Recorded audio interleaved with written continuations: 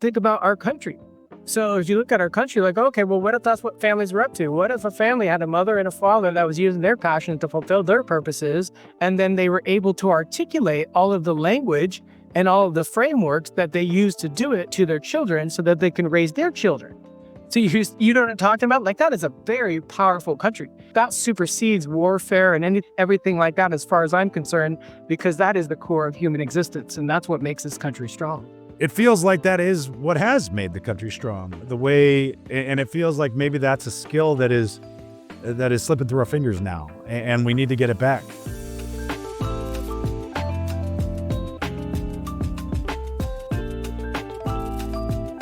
Welcome back to the Raising Men podcast. Today's episode is a special one for me, not just because of our guest, but because his work is part of the very foundation of this show.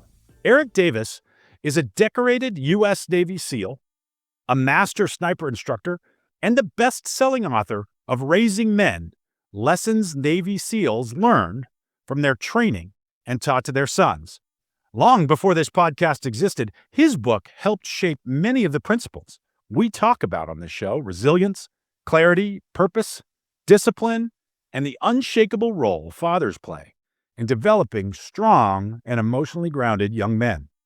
This conversation gets to the core of why this podcast exists. So let's get on to it. Eric, welcome to Raising Men. Thank you. Glad to be here.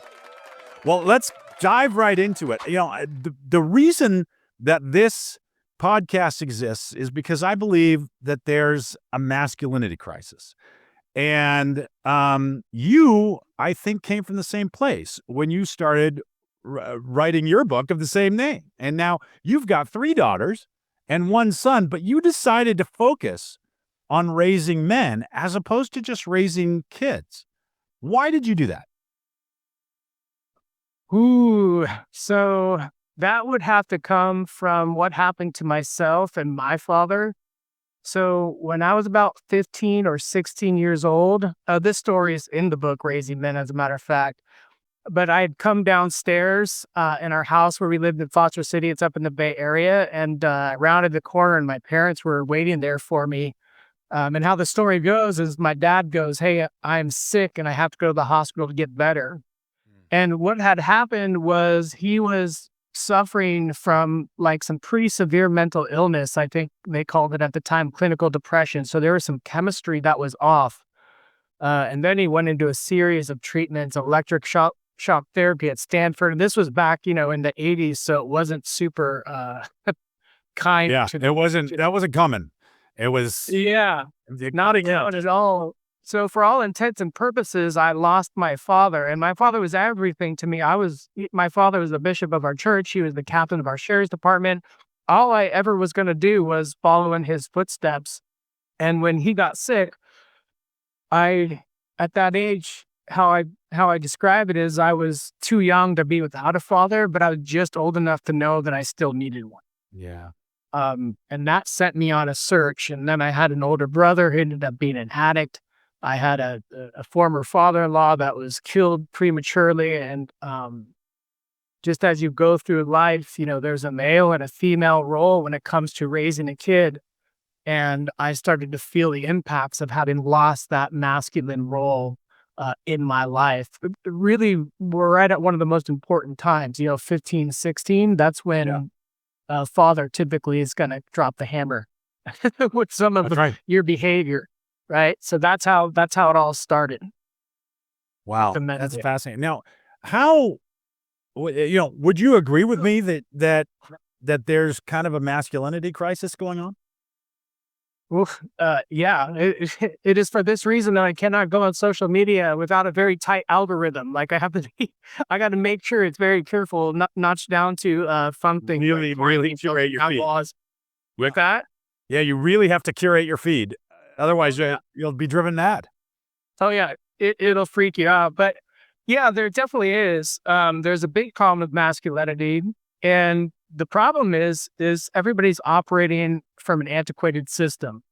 So it's what I would describe as traditional masculinity. And here's the problem. The biggest problem, it is a one-size-fits-all kind of a deal. So we have all these young men, these boys on social media The messages that are getting fed to them are all over the place. And the masculine role models or the more masculine channels, they're still operating with the old school stuff. It's grow a beard, hop in a chill, what is it called? An ice bath. It's gun, gun, gun. It's like this physical presentation of man, which is a totally legitimate form of masculinity back in a time where our primary role was protect, hunt, fight, things like that. And not that we don't still need that type of masculinity, but now the world has changed. It's more competitive, it's more dynamic, and it requires a lot of creativity. It requires a lot of ability to sit down and design. So now we have young men who might find themselves in front of a computer or a video game, and there's some negative things that can happen from that. But there's some also very positive things that can happen from that. They understand how to focus. They know how to get into flow. They can continuously create hour after hour.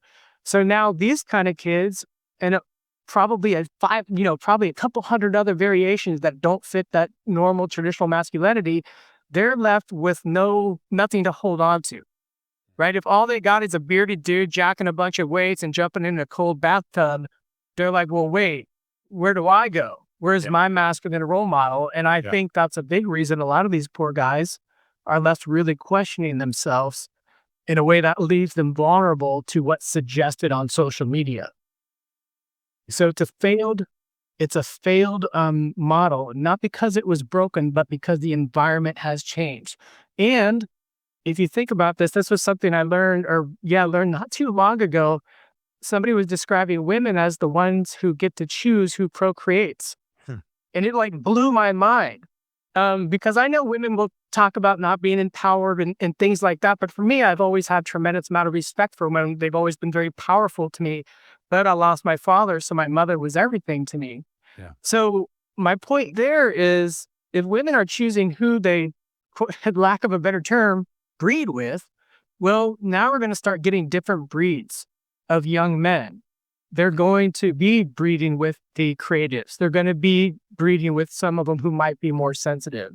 And they need something to hold on to. And that's what the second book is the framework for what I would consider modern masculinity, and everything I teach online, all of my courses, everything I do is geared towards that. So how do you define a modern, healthy masculinity? So I'll speak it here's how I would define it. The reason why I pause right there is I also believe this sentence would apply to femininity, like feminine side. Sure. Except for, you'll see why. So here's what I believe the role of a father is, the role of a man.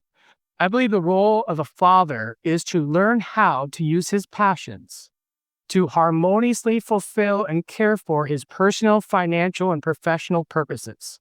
Yeah. So if you break that sentence down, and I'll do it real quick and we dig in if you want. When I say use passions, sometimes that's referred to, if you're in the spiritual world, they're going to say it's your gifts. Some people will call it the talents. But when I talk about passions, which we can unpack, but what I'm talking about is if you're inside of your passion, you are living your authentic self. So now this is important. So now no matter what the young man or even a young lady, whatever they got going on, if they're using passion as a guide, then they know they're operating inside of their authentic self. Now here's the other part. Because we're in a competitive environment, passion isn't something you get to do after you're already wealthy, after you've already made it. Because it's competitive, we need to be operating in passion because it's the only way we can produce the incomes, which are quite large nowadays, that we require to survive now in the 30 plus years old age when we can no longer work. So when I take passion into the fulfillment of purposes, the whole, everything is now covered: personal, financial, professional purposes. And I say harmoniously care for those things. And that's the other side of traditional masculinity. What the male job used to be was sacrifice everything, come home, drink a beer, ignore little Johnny, and that was it. And now we see a bunch of father figures not able to compete. So now they're living this lackluster life, and then their sons and their daughters, but then their sons can't look at them as the example. It's called tertiary competitors. Now we have people online who are polished. And they've already been through the algorithm, so the things they get to see is already past the test of being interesting and engaging. Yeah. So now they end up following kind of like a false prophet there. So that would be my definition of modern masculinity, using our passions to harmoniously care for all of our purposes. And you take that sentence, you can't go wrong. I love that formulation. I absolutely love it. And it it marries up masculinity and femininity in a way that I haven't really seen that done before. Because that does apply regardless of gender, but it respects the differences in in the individuals, right? And I just Mhm. absolutely love that formulation. It's very, very powerful. Thank you for sharing it. Yeah, no, absolutely. And it does, it not only respects the specific kind of human that person is, it requires it. So it pulls them forward from all of the muck that they're getting surrounded. If you give a young man, then they start to lock onto a purpose. Purpose is powerful. Purpose is what allows you to say no to things. It clears everything up because you're like, no, that's my purpose. This is where I'm going. And then when we add the passion thing, it's like, okay, all of the muck will start to fall away. It takes a little bit of time. And for fathers, it takes probably a good year of study. This is no small, it's not like going into a martial arts studio and getting your black belt. This is more like jujitsu.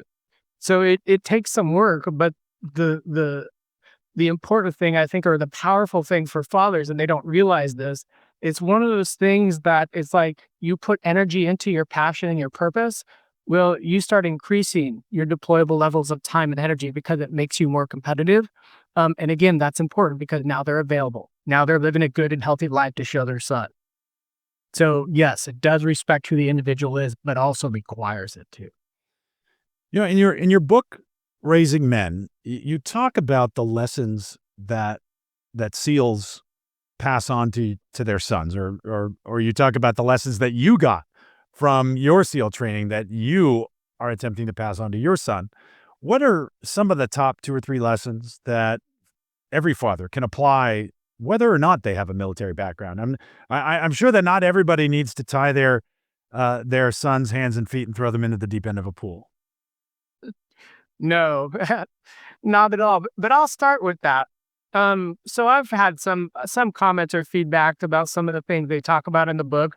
My favorite story is my son was sharing. There's a story about him not doing his homework and his skateboard got smashed against a rock. He got his PlayStation in the pool during winter, and California is not super cold, but it was a cold, and he had to go in and get it.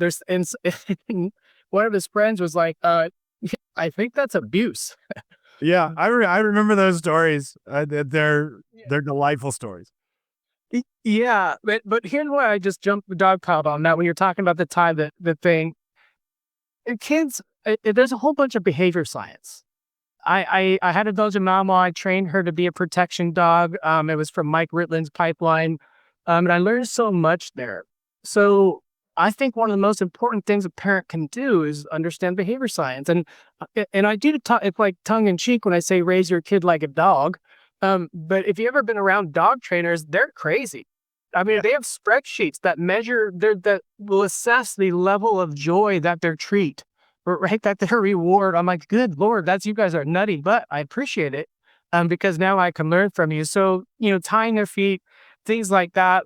What's important to understand is that that was all within their limits, right? I was their coach, I was their trainer, I was their father. I know how far I can go before they get scared. I know, or scared, being scared is okay, and because you can build courage with some fear. But I know if I go too far, that fear will stick, right? It will lose the opportunity to produce courage and will produce trauma. So from a context of behavior science and really understanding your kid, and the way you really understand them for me is to be outdoors and doing a lot of kind of adventure athlete stuff. Nothing as extreme as people think. It's just like, for instance, I was just with my grandkids and I threw a climbing rope over a tree, put him in, I had to tie the harness. I think they call it a ranger seat, and I chucked him. He's swinging from the tree, but people are like, oh, dangling your grandkid or your son from a tree and tossing him, that's extreme. But you know what? Really, it's not. It's more safe than a swing. It's just cooler. You know what I mean? It's much cooler. Yeah. And you get to see how they react. I love that. Yeah. It seems to me that much of SEAL training and a lot of what you talk about in Raising Men is it revolves around developing resilience. And so, first of all, would you agree with that? And second of all, how do you develop resilience in training, and how does that translate into your parenting style? So when we're talking about resilience, we also have to talk about perseverance at the same time. And here's what I mean. Yeah. So when we're persevering, that's basically a sustained effort, right? Despite difficulty or failure. Persevering by its nature means we're going to get tired and a little bit beat up. So we got to start there, because then when we go to resilience, well, what is resilience? Resilience is the ability to either maintain and or restore your capacity to take action. So perseverance could be us getting after something and right, and we get worn out and tired, and then resilience is to be able to recover from that and come back the next day as strong or stronger. Yeah. So if you just take that definition and break it down, and I would encourage this for all parents as well, like all of these words we kind of throw around and use, look it up, chat GPT it, however you do, start to really understand these words and pull them apart. So how do we form resilience? Well, we have to understand that we're trying to maintain our capacity or recover. So like in SEAL training, you start to learn things like they run you in soft sand a lot. I don't know if you've ever ran in soft sand. I have. I used to play beach volleyball, so did a lot of running in soft sand. It's about 3 times as difficult as running normally. Oh, yeah, for sure. And then if you become aware that you're running in soft sand rather than the hard pack, then it gets 5 times. And you're like, wait, we could just run right. The more you pay attention to it, the harder it gets. Right? Yeah. So maintaining. So there's little things, there's something called, if you're not cheating, you're not trying. Yeah. And there's all kinds of context for that in SEAL training. But Yeah. like these are things like when I would run in soft sand, I would look for maybe a tire track, or I would look for where somebody else's foot ahead of me already struck, right? Because I'm resilient. But part of resilience is maintaining my ability to act. Going out on the boats, they put us in these IBSs, inflatable boats, small. That's how the Navy names some things sometimes, out in waves, right? And guys got paddles, and they didn't necessarily grow up at surfing. So resilience might mean maintaining, not getting a paddle wrapped around your head by bailing before guys start flailing with their paddles. Whatever it is, there's obstacle courses where the logs roll. Right? Again, resilience is not getting hurt, not falling off with things. So maintenance is a big piece of resilience. And resilience is a skill. It's not some trait. It's not something we're born with. Yeah. Now, here's the most interesting thing about resilience, I think, when you're talking about SEAL training. I was a corpsman in the Navy, which means I was their medic. I was a corpsman in Marine reconnaissance. That is their special operations. Now I believe that's all connected to special forces as well. So I had a lot of experience, and the instructors knew that. So I was seeing and treating guys in my BUDS class, which is basic SEAL training, and fully treating. Like I said, ton of experience. And one of the most interesting things I noticed was a secret, kind of crafty. How about this? Maybe the word would be clandestine. Okay. Covert way they would quit. And how they would quit is they would not recover. Meaning they wouldn't take the Motrin, they wouldn't do the physical therapy, they wouldn't do the contrast baths, the ice rubs, like you name it, they wouldn't do it. And at the time, it blew me away. And then it was not really until I got into the world of business and entrepreneurship that I started to see other people do it in different ways. And what that means is they're going to run themselves into the ground, so that they don't have to continue. Because in SEAL training, they're very careful not to run you into the ground, because once you run a human body into the ground, they can't keep going. So they want to keep you going. So resilience has a whole lot it's a skill set, and you're maintaining your capacity and you're making sure that you recover. You've got this great scene in the book where you talk about the mental aspect of resilience there. And you describe a situation where, and this is my recollection, it's been a little while since I read this passage, but it was early in the morning and it was cold, and you were looking out at the sea, and you knew that you were about to have to go for a long swim. And because you had been a surfer, and because you were jazzed up about it, you were looking forward to it almost. I mean, it was going to be unpleasant physically, but your mental state was one of excitement. And your compadre next to you ended up getting so much anxiety looking at that and feeling like anticipating the horribleness of it that he ended up tapping out right then and there. He couldn't take it and he decided to quit before they even got in the water.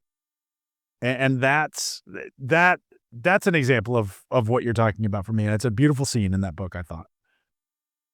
Yeah, it's my I'm probably most known for that kind of thinking. And again, if we're talking about resilience, there's 80 guys on the beach who are having to deal with the mental trauma of getting back in the cold water. There was two of us, myself and a gentleman named Chris Campbell. He had passed away in Teen Six, amazing guy. There's two of us that would kind of joke, make fun of the other guys. And that's a great example of maintaining our capacity. That's part of resilience. During third phase, when we were out in the island, the entire time, we're out there for a month. The entire time, we'd get up early, and that's, geez, you go through Hell Week, everything like that. You think it's the pinnacle, then you realize, like, nope, Hell Week was just to get you used to what's about to happen to you for the next 4 months, right? And then Wow. the island is a 30-day culmination of that kind of thing. So it's rough, but every morning I was like, hey guys, I think the instructors were drinking last night. I think we're good. We're not even going to PT this morning, so don't even sweat it. And there's the guys that would get on board with me. And again, we're being resilient because we're not dealing with any of that trauma that's about to ensue, that's about to occur. And I don't know what to say. And is it a Mark Twain thing? But like half the worries or most of our worries are things that are never going to happen. So just it protects your brain, and it's part of that maintaining your capacity. Yeah. I heard a quote one time, and I love the way that they put it, and I wish I knew what the source was. What is, don't borrow suffering from the future. Yeah. Amen. Yeah. Yeah. Yeah. Amen. I noticed in the book, you use a lot of outdoor challenges and extreme environments. We joked about tying your kids up and throwing them in the water, and you use those as metaphors for life. How can ordinary parents integrate those lessons into their daily life? So first, we have to have intention. Another way we can describe intention is a purpose for what we're doing. I've heard you refer to that as a clear end state. Yeah. Yes. My good friend Larry Yach would describe that as a clear end state. Like, what is it we're trying to produce? So like with kids, for instance, we might be thinking about things like confidence, courage, respect. Like those are 3 things. So first thing with parents is, like I said before, words are powerful. Look them up. Hold your own distinction so you can describe it to your kid over and over and over again for 20 plus years before they're like, oh, geez, Dad, that was then they tell you what it is. I'm like, dude, I told you that 10 years ago. But Right. first you have to have intention. And the attention needs to also include yourself. So, people with parenting be like, it's not about you, it's about the kids. I'm like, it's about all of us. Right. So for me, I'm an outdoor guy. I like outdoor adventure. I like those kind of activities. So I'm going to use those as tools to produce courage, respect, responsibility, whatever it is. Now, I will say this about it. Being the only dad doing some things like that also helps, because if we look at the marketplace, I'm doing business, right? Value, importance, utility, and worth. But one of the key components of value besides that is scarcity. So I inherently like the outdoors and doing these adventurous things, but there's all kinds of things that could be adventurous and aspirational and inspiring to your kids. So have an intention, and one of those intentions is to show up, to produce identity with your kids as the father. Because when we have identity, people listen and people follow us.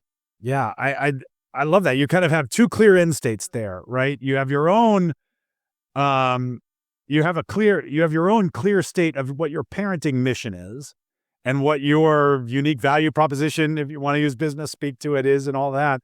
But then you're teaching your boys how to define clear end states for themselves also. Mm-hmm. And that's ultimately, what's your job? What's your job as a parent? Your job is to make sure that your boy has the skills and capability and mental resilience to thrive. And that's it. And so what else is there other than, okay, well, have a clear end state and then fight like hell to make it happen?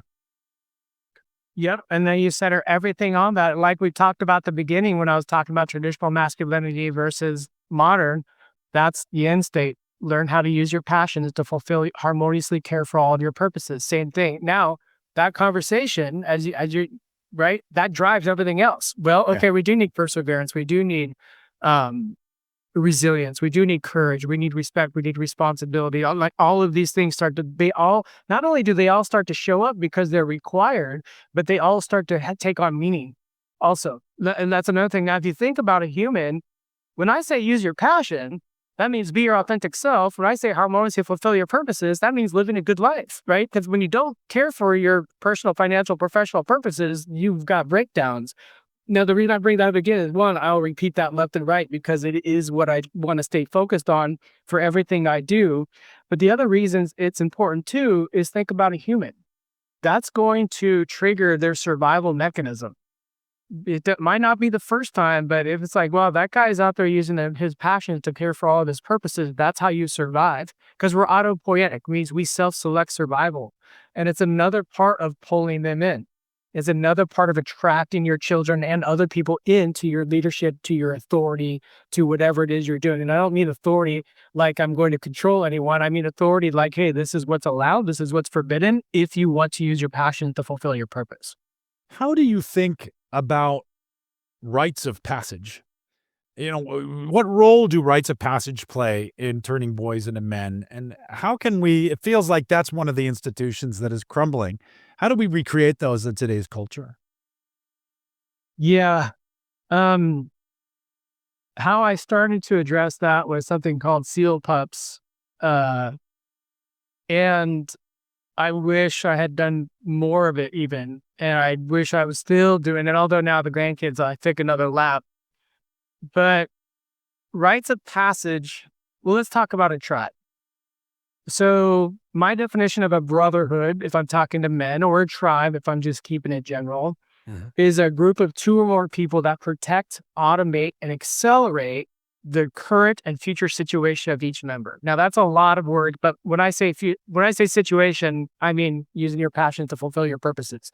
That's a tribe. These are people that protect, accelerate, and make it possible. Yeah. So now rites of passage, like we're typically looking at warriors. And I've seen some attempts, I think, of filling in the blanks there, or doing it outside of a combat unit or any unit that is facing life or death circumstances.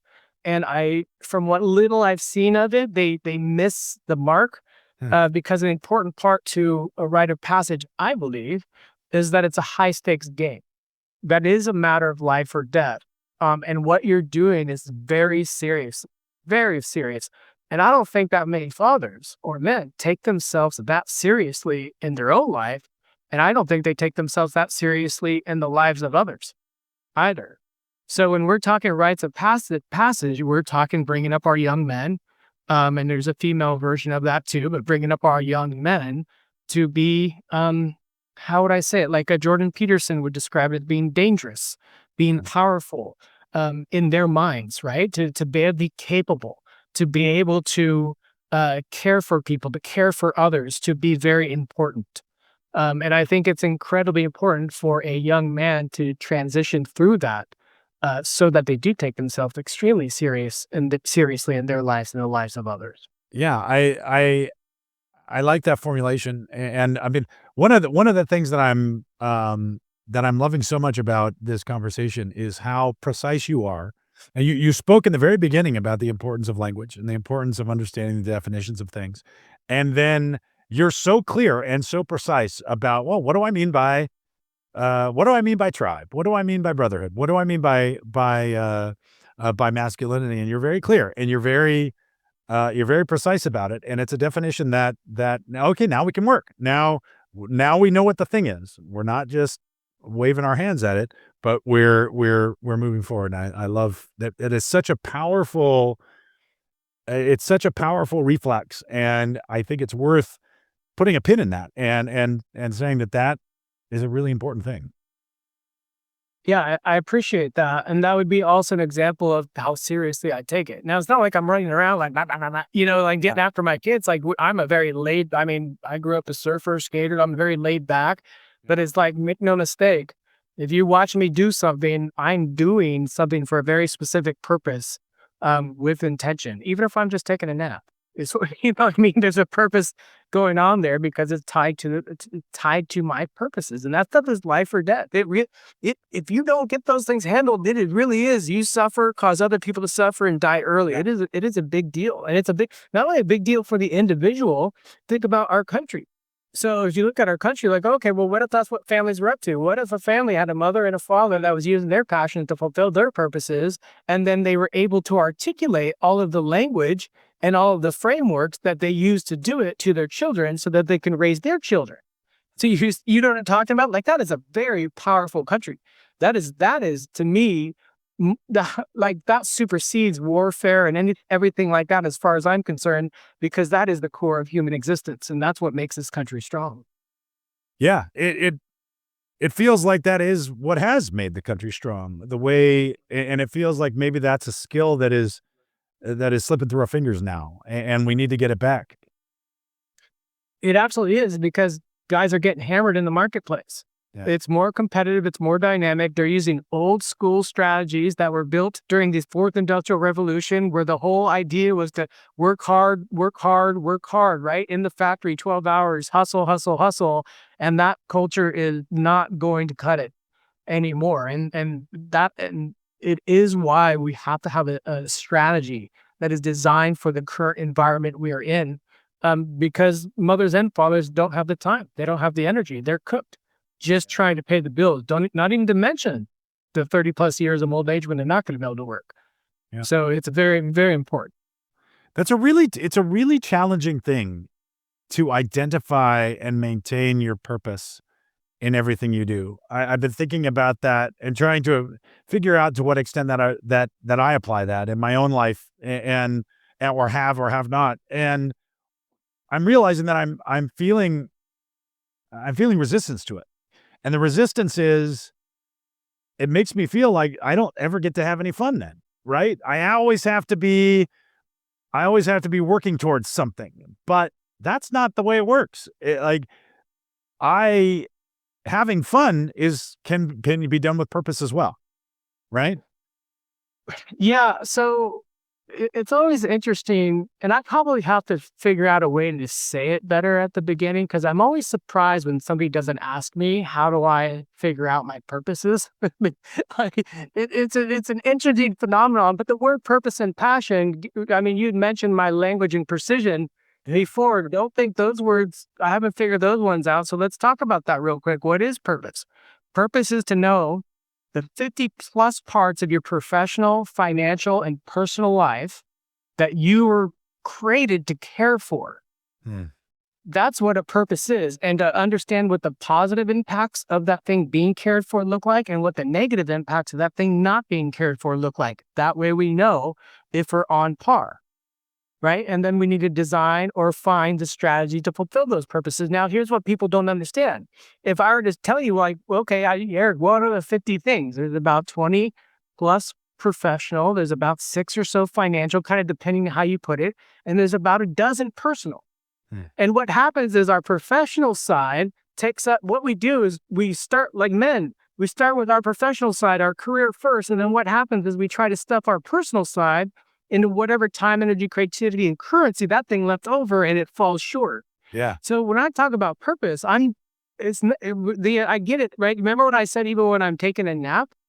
Yeah. Right? All that is me putting habits in place that make sure I'm performing at my highest. But inside of our personal purpose, that's things like spirituality, that's friendship, yes, finances, brotherhood or sisterhood, fun and adventure, career, right? How we work, membership, helping others. Like these are all good things.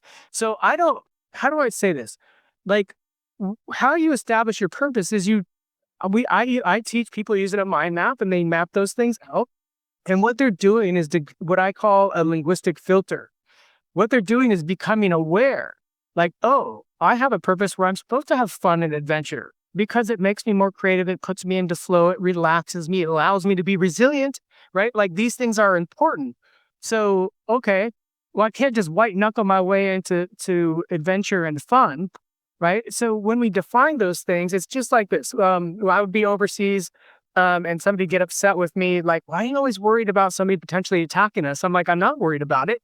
I was just trained ad nauseum to identify these things. So I'm just going around, these things are showing up for me, no different than a photographer walking through a forest and noticing the lighting and the mist, you know what I mean? All the things that they Yeah. would notice. Yeah. So all purpose is identifying these things and basically memorizing them. And there's only a dozen. And and then what happens, all of our time and energy starts to align with those things. And when you have those things cared for, we build power. So it's not this, what people get it, maybe because I'm intense or so precise, but I'm precise because if I align people's actions, right, and efforts with that, their life's going to get real, real good. Yeah, and I think it's not even like you have to. You're creating this. They already exist. You're just identifying them. Your purpose is already there. You're out there living it. But what you're not doing is living it purposefully, and you're not having conscious awareness of that's what your purpose is. And so you're kind of fuzzy about it. You're to use another term that you bring up in your reel, you're chasing the bull, right? Mm, exactly. You don't know where the bull is, and so you're just kind of like shooting around it. And but by going through this exercise and by identifying those things, then you can have conscious awareness of them and you can realize, yeah, that's why I'm taking a nap right now, or that's why I'm deciding to play video games, or that's why I'm deciding to buckle down and work till 2 a.m. today. Yep. Yeah. Yeah. And now everything has meaning. We're no longer distracted, right? Like all of your time and energy is 100% invested all day, every day, right? It's always doing something. Might be sitting on a dresser, your money or whatever it is, but like, well, might as well point it at the things that if we get right, make our life really good. And if we prevent them from breaking down, how's our life not hurt, right? That's all I'm talking about here. And it's just not that hard of a drill. But it's not doing nothing, right? Like how many people how many people out there want to be able to harmoniously care for all parts of their life so that they can live a good and dignified life? So how many people want to use their passions to do it? Everybody, Everybody. right? Yeah. Anyone in their right mind, like, okay, do it. And then people, like you said, you're like, oh, I'm like resistant to it. That sounds like hard. Like I'm locked in all the time. No, you're not. I work like 4 hours a day. I run, work out like 2 hours a day. I go to the wind tunnel. I surf. I climb. Like it's not. But why? Because I paid attention to my purposes and I just put my energy into caring for them. And then I realized like, oh, if I'm working much more than 4 or 5 hours a day on my professional side, I'm not going to be able to care for my personal side. And with that realization, guess what? I designed my business to care for my personal side. So it's just a shift in mindset, really. Yeah. That is such and you end up wasting so much less time because you're always rowing in the direction of the end goal. Yeah, and here's the thing too. Those purposes, they are either going to create or destroy your ability to live a good life. They don't just sit still either. They're out there operating anyway. So Yeah. I'm really suggesting since they're already out there in play, why don't we just identify them, get the language in our brain so we can notice them and then move in a way that aligns them and have them work together very well. It's Yeah. it's not, it's like, I don't know how to describe it. It's less effort than a semester of college. It's not that much, you know what I mean? But it's not a little. It's we are talking about mastering life. Yeah. Um, but yeah, so Yeah. I get very you could answer my students. I'm like, why didn't you finish this assignment? You don't know what you're missing. It's like, Right. It's everything. What are you afraid of? Yeah. Now, I like to yeah. finish up these conversations by putting people on the spot with the same question. Give me one good operating principle that you think every parent listening should know about raising sons with excellence. Tell me when you say operating principle. Tell me what you mean by that. Yeah, just like what is what is um a good rule of thumb to live by, or just something to keep in mind as you're trying to define or decide what kind of parent you want to be, or what kind of or what kind of interaction you want to have with your boy. Gotcha. So if we're gonna have one, it'll sound cliche if you don't know what to do with it, but if we're gonna have one, it's leading from the front. Here's what I mean by that, because I don't want that to become a cliche. My grandfather was in the FBI. My father was a sheriff. He was a bishop, a spiritual man, all these things. They both weren't, they both checked out early, right? My life still continued based off of what I observed as a very young child, right? They led from the front. So if we're going to do anything, we need to be somebody that they would aspire to be as well, or at least not exact, right? But that's why we have the whole passion thing. No. My purposes are going to be a little different. My passions, purposes, what we're to get done. Passions are how we do it. They can have that variation, but it's like live a good life. Live a good life.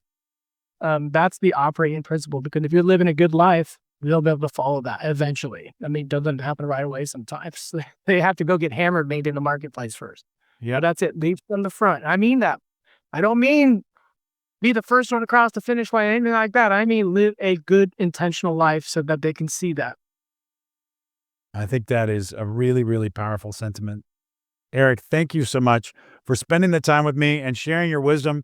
And thank you all for listening. You can find more of Eric Davis's work, including his books, including Raising Men, and his training programs and community at ericdavis215.com and on Instagram at Eric_Davis215. Eric, thanks again, and thanks for being part of Raising Men.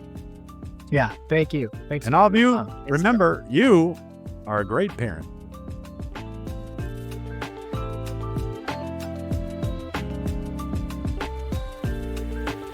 Raising Men is produced by Fulfil Hernandez. This episode was edited by Ralph Tolentino.